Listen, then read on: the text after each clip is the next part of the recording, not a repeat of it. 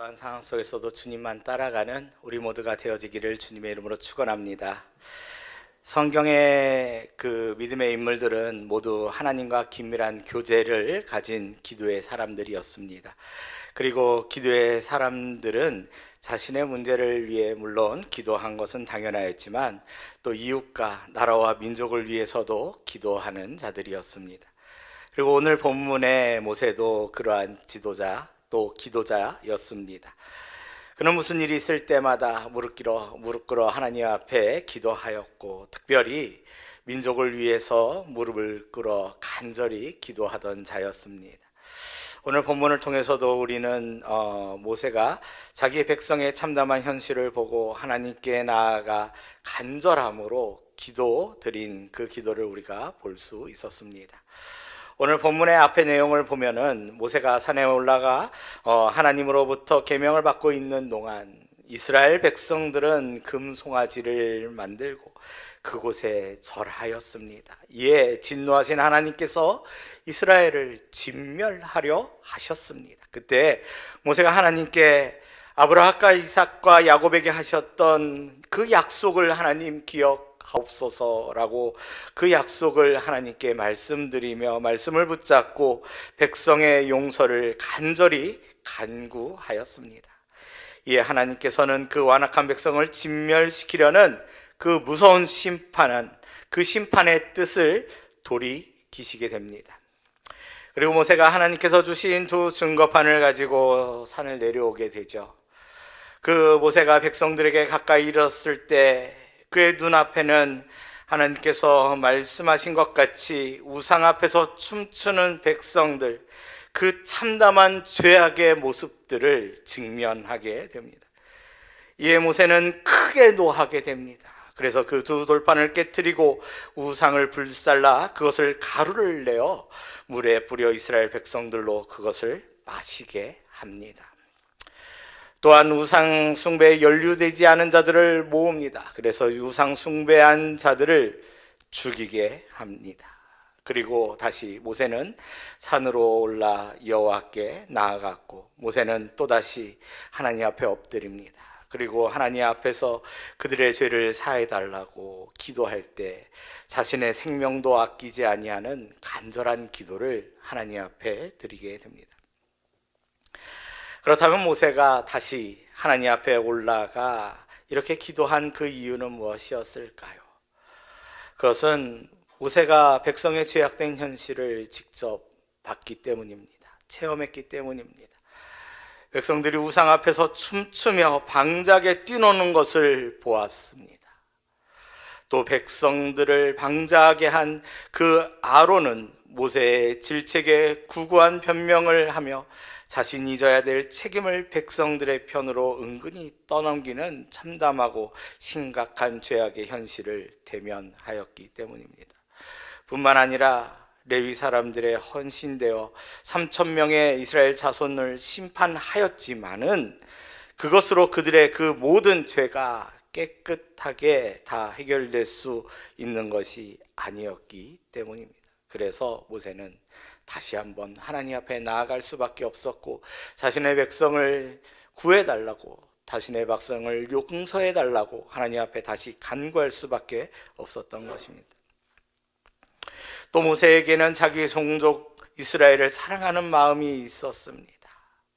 그에게는 그의 백성들을 사랑하는 그 마음이 있었습니다. 그래서 하나님께 구원받아 출애굽한 이스라엘이 하나님께 죄악을 저지른 그 모습이 너무나도 안타까웠고, 또 이스라엘의 범죄로 인하여 하나님께 심판받고 버림받는다는 것이 너무나도 마음이 아팠기 때문입니다. 그러기에 이러한 현실 앞에 모세는 하나님 앞에 다시 기도하지 않을 수 없었던 것입니다. 그래서 모세는 여호와께 나아가 민족을 위해 기도하였던 것이죠. 그러면 이때 모세는 어떻게 기도했습니까? 모세는 아주 간절하게 기도했습니다. 하나님 앞에 엎드렸을 때 간절함으로 기도했습니다. 얼마나 그 기도에 간절함이 있었냐면은 하나님께 자신의 생명을 걸고 자기의 민족을 위해, 백성을 위해 기도하였습니다. 말씀해 보니까 주께서 기록하신 책에서 내 이름을 지워버려 주옵소서 라고 기도할 정도로 모세는 단지 이 땅에서의 그 짧은 자신의 생명만을 내어놓고 기도한 것이 아니라 영적인 생명까지도 하나님 앞에 내어놓고 자신의 백성들을 위하여 간절히 기도하였습니다. 그러나 모세가 이렇게 시내산에 올라가 있는 동안 또 이스라엘 백성들을 책임지고 있던 대제사장 아론, 그는 이 일에 대하여 어떠한 모습을 가졌을까? 아론은 모세가 백성들이 우상 숭배하는 일에 대해 자초지종을 묻자 이렇게 대답합니다. 자신이 이스라엘을 영적으로 잘 이끌어 가야 할 책임자임에도 불구하고 22절을 보니까 이스라엘 백성들은 원래부터 악한 사람들이니 나는 잘못한 게 없습니다 라고 그 책임을 회피하고 있습니다. 이어서 24절을 보니까 상식적으로 생각해도 이해되지 않는 말을 하죠. 바로 금을 불에 던졌더니 금송아지가 나왔습니다 라고 말하고 있는 거죠. 즉 아론은 그 우상숭배의 현장은 이스라엘 백성이 원래부터 악했기 때문에 저지른 것이다. 이스라엘 백성들의 죄이다. 나와는 상관이 없다. 불에서 금송아지가 저절로 나왔기 때문에 나는 이 일과 상관이 없다. 나의 잘못은 없다. 나의 책임은 없다고 말하고 있는 것입니다. 사랑하는 성도 여러분, 오늘 이 시간 우리가 사는 이 나라, 이 민족을 바라보며 또 오늘 말씀을 생각하며 우리의 모습도 한번 돌아볼 수 있기를 원합니다. 우리는 과연 어떠한 모습과 태도를 가지고 있는지, 또 하나님 앞에 기도의 자리에 나왔을 때 어떠한 기도의 제목들을 가지고 나와 하나님 앞에 간절히 구하고 있는지를 다시 한번 생각해 볼 수 있기를 원한다는 겁니다. 모세와 같은 모습으로 이 나라, 이 민족을 생각하며 우리가 기도할 때가 있습니까? 아니면 이 세상에 있는 사람들, 그들은 원래 악한 자들입니다. 시대가 악하여졌습니다. 내가 할 수 있는 것이 없습니다. 나와는 상관이 없습니다. 나는 거룩하게 살아가려 하지만 이 악한 시대 어떻게 하겠습니까? 세상이 악하여진 것이 나와 무슨 상관입니까?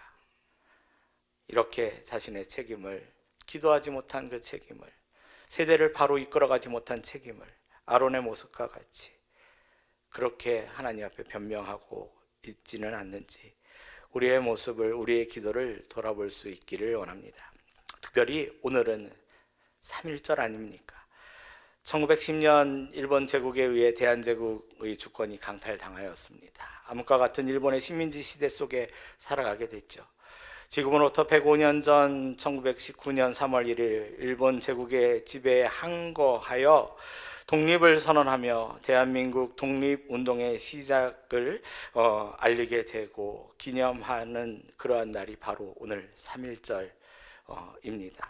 오늘 금요일 연휴라서 이렇게 또 많은 분들이 못 오지 않으셨습니까? 그리고 이 3.1절 운동, 그 3.1절을 생각할 때 우리는 기억해야 될 것이 있습니다.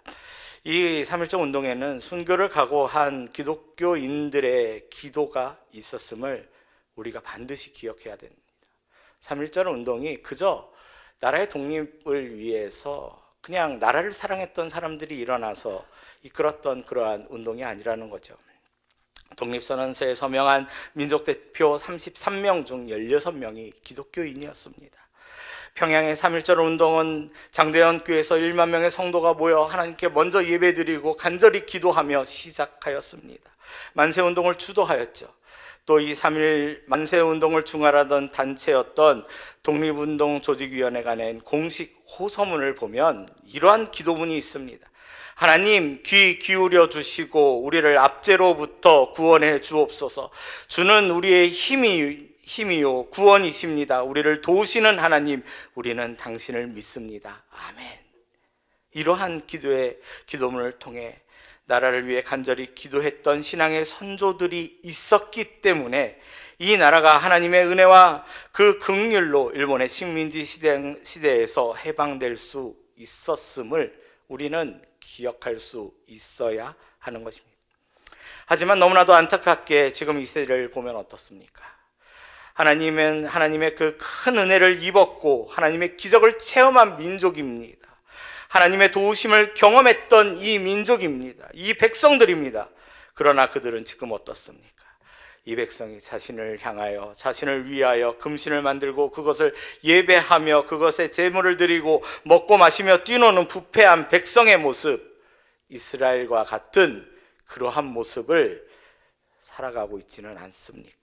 마치 하나님의 능력과 권능으로 그 은혜로 출애굽을 경험했던 이스라엘 백성들이 그 광야에서 그 짧은 시간 하나님의 그 놀라운 기적을 잊어버리고 그렇게 방자하게 우상을 숭배하였던 그러한 모습, 춤추고 놀았고 그들의 그 향락에 빠져서 그 시간을 보냈던 그러한 모습과 같이 지금 이 나라가 그러한 모습이 되어지지 않는지, 젊은이들이 그러한 모습으로 살아가고 있지 않는지 우리가 한번 생각해 봐야 한다는 거죠.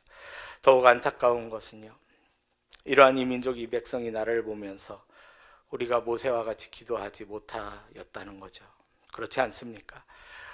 우리의 간절한 기도는 대부분 내 자신을 위한 기도 아니었습니까? 하나님, 나의 어려움을 해결해 주시옵소서. 내가 복받게 해 주시옵소서. 내가 잘되게 해 주시옵소서. 나의 필요를 채우기 위해 기도하였고 내 가족, 내 자녀들, 더 나아가서는 우리 교회를 위해, 내 교회를 위해 그렇게 기도하지 않았습니까? 그렇게 기도했지. 하나님께서 주신 평안과 풍요 속에 우리가 우리를 위하여 물질의 우상, 탐욕의 우상을 만들었으니 하나님, 이 세대를 용서하여 주시옵소서. 이 세대에 하나님을 알지 못하는 자들을 용서하여 주시옵소서. 기도하며 주님을 알지 못하고 죄악된 삶에 젖어 살아가는 이 시대의 불쌍한 영혼들, 진리에 대하여 무관심하고 그리스도를 대적하며 우상 숭배에 젖어든 그 영혼들을 위해 우리가 뜨거운 가슴으로 이 나라 민족, 이 젊은 세대들을 위해 간절히 기도한 적이 얼마나 있는지. 사랑하는 성도 여러분, 말씀을 정리하며 마치도록 하겠습니다. 오늘 우리도 백성의 부패함에 대한 책임을 회피했던 아론의 모습이 우리에게 있는지 한번 돌아볼 수 있기를 원합니다.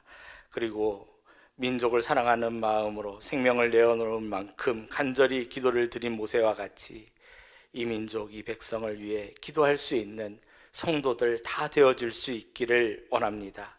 우리가 이렇게 기도해야 하는 것은 다른 것이 아닙니다. 그것은 죄 중에 죽어갈 무지하고 불쌍한 영혼들에 대한 사랑이 우리 안에 있기 때문입니다. 그 사랑이 어떻게 우리 안에 있을 수 있습니까?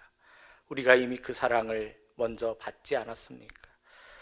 우리는 그리스도의 사랑으로 이미 그 사랑을 우리 안에 경험하게 되었습니다. 죽을 수밖에 없었고 죄 가운데 살 수밖에 없었던 그러한 모습 속에 살아가던 나를 하나님 특별히 사랑하셔서 부르셨고 품으셨고 예수 그리스도의 십자가로 우리를 살려주시고 구원하여 주시고 그 구원의 은혜를 맛보게 하셨습니다. 그러니 그 그리스도의 사랑을 이미 맛본 자로서, 그 사랑이 우리 안에 있는 자로서 오늘날 저 죽어가는 영혼들을 생명의 길로 인도할 책임이 우리에게는 있는 것입니다. 그러기에 우리가 기도할 때 모세와 같은 그런 사랑의 마음을 가지고 날로 악해져가는 이 시대를 위해, 이 나라를 위해, 특별히 하나님을 알지 못하는 세대와 영혼들을 위해 간절히 기도할 수 있기를 주님의 이름으로 축원합니다.